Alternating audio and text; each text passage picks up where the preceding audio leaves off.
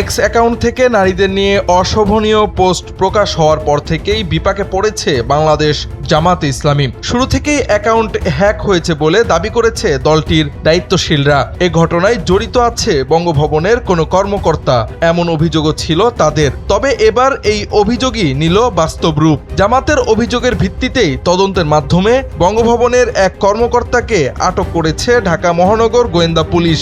আটককৃত ওই কর্মকর্তার নাম মোহাম্মদ সরওয়ারে আলম। তিনি বঙ্গভবনের রাষ্ট্রপতি কার্যালয়ের সহকারী প্রোগ্রামার। জামাত আমিরের ডিভাইস নিয়ন্ত্রণ নিয়ে বিতর্কিত পোস্ট ইস্যুতে মঙ্গলবার মধ্যরাতে তাকে আটক করা হয়। আর এই ঘটনায় শকর আদায় করে পোস্ট করেছেন জামাত আমির doctor Shafiqur Rahman.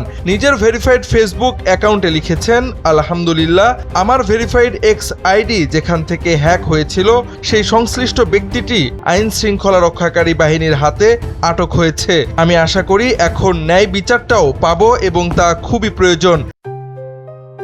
JBS holdings limited.